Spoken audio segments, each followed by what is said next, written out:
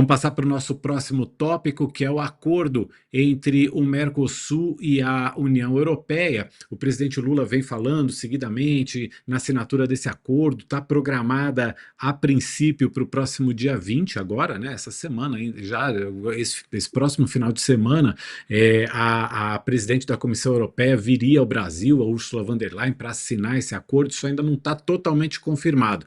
E algumas resistências. Bom, resistência tem faz tempo que esse acordo está sendo negociado, tem 25 anos. Agora, a última das resistências veio hoje numa votação do Parlamento Europeu que endureceu um pouco as regras para esse acordo entre a União Europeia e o Mercosul. Entre outras medidas que foram aprovadas, a Comissão Europeia terá que estudar a adoção de medidas de proteção quando a importação de produtos sensíveis, como carne bovina ou aves, por exemplo, subir 5% na média de 3 anos. Então, se o Mercosul está lá exportando carne bovina e na média de 3 anos subiu essa exportação acima de 5%, a Comissão Europeia pode adotar algumas medidas protecionistas. E na proposta anterior, esse percentual era de 10%, eles reduziram para 5%.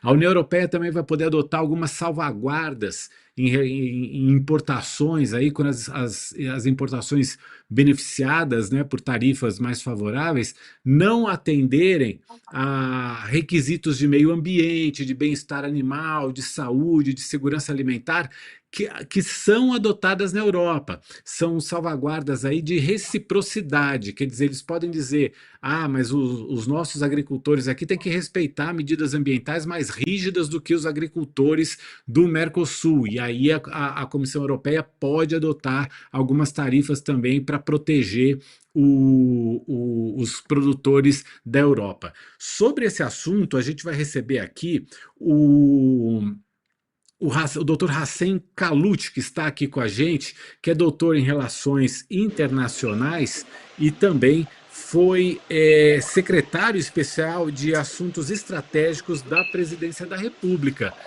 Hassem, muito obrigado por estar aqui com a gente hoje. Queria uma análise sua sobre as dificuldades que ainda existem para esse acordo entre União Europeia e Mercosul. Boa noite, muito obrigado pelo convite. Boa noite, Carla. Boa noite, Júlio. Prazer revê-lo, Júlio.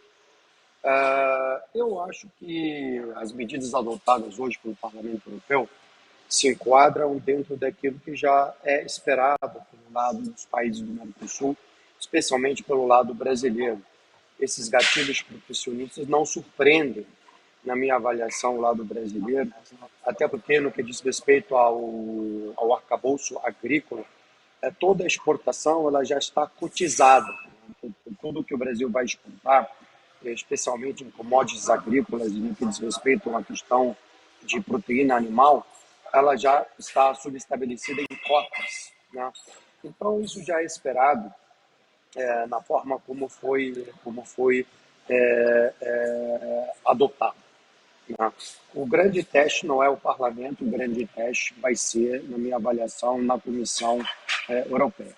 No que diz respeito às regras ambientais, isso também já foi dirimido nas negociações entre os dois lados. Claro que a questão de regras, de regulamentações ambientais, elas são altamente politizadas como forma, digamos, de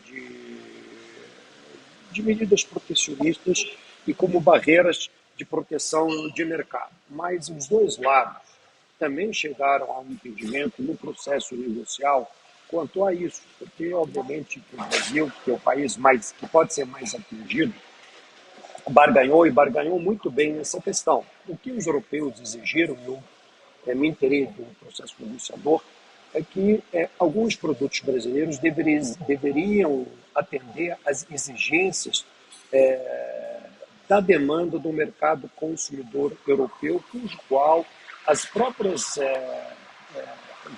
produtores europeus estão sujeitos a atender, né?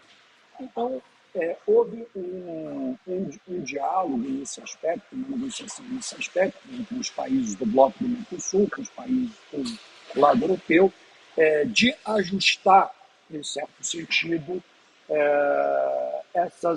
esses regramentos para esse processo de adaptação, assim como os países europeus terão que se adaptar também a normativas e regramentos dos países também do Mercosul.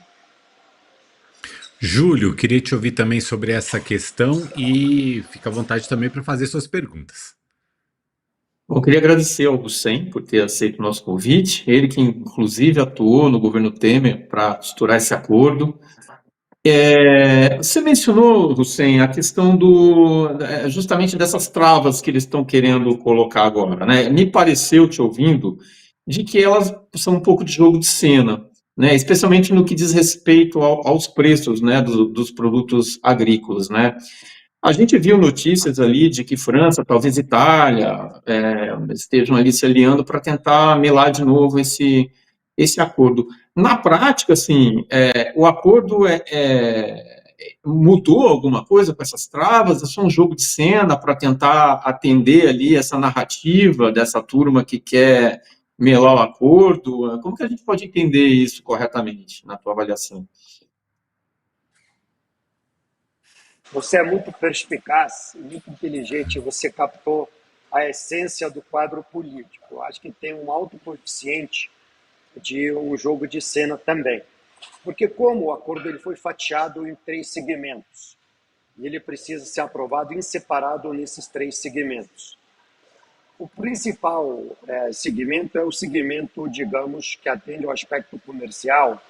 No aspecto comercial há o arcabouço agrícola e de bens e serviços. Então, nesse segmento, tudo está cotizado, tudo está estabelecido por cota. Então, não há como exportar além daquilo que está estabelecido por cota. Então, ainda que não haja o acordo, os países hoje do Mercosul não vão poder exportar além daquilo que está cotizado, e além daquilo que está cotizado vai sofrer, na verdade, sobretaxação, entende? Então, o fato é que com o acordo existente, ele vai estar sujeito à cota e vai estar sujeito à sobretaxação. Então, dá igual. Então, essa variável não altera nada no contexto do acordo. Na minha avaliação, o que o Macron está fazendo é muito mais um jogo que tem a ver com a dinâmica da própria política interna francesa, como ele responde à demanda da política interna francesa, né? E, por conseguinte, a Meloni na Itália. Mesmo porque eles não têm os votos necessários, os dois, para barrarem o, o acordo no contexto. Eles não tiveram os votos no Parlamento Europeu e é altamente provável que eles não tenham os votos necessários para barrar na Comissão Europeia. Já que eles não têm os votos necessários, resta a eles, a priori, exercer uma pressão e fazer um jogo de cena político e tentar catimbar para tentar adiar. Mas não me parece que eles conseguirão peremptoriamente alcançar esse objetivo. A não ser que eles consigam construir um arco de alianças com países menores para forçar um adiamento. Aí, se isso acontecer, eu acho que quem sai perdendo, na minha avaliação, muito mais os países da União Europeia do que o próprio Mercosul, dada a situação que eles estão hoje diante da conjuntura internacional sob pressão comercial americana e diante da guerra entre a Rússia e a Ucrânia. E há de levar em consideração que a Europa, durante 3 décadas, se beneficiou de 3 pilares estruturais. O guarda-chuva securitário americano, que não existe mais, o gás russo, que basicamente era instrumental para o sistema energético europeu e para o sistema produtivo europeu, não existe mais, e uma relação não competitiva comercialmente com a China, que não existe mais. Então, eles precisam do acordo, muito mais do que nós, no Mercosul, precisamos do acordo. Hussein, nosso tempo já acabou, infelizmente, mas eu preciso de uma resposta sua, tipo sim ou não. Esse acordo vai ser assinado no próximo dia 20?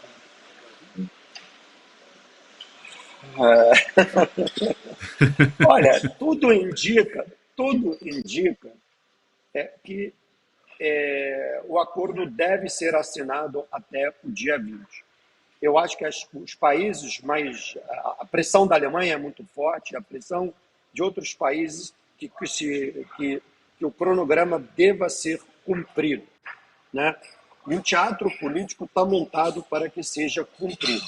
Agora, e não sendo assinado dia 20, nada impede que seja assinado na semana subsequente ou início do ano, entende? Uhum. O fato de não ser assinado dia 20 não significa que é o fim do acordo, entendeu?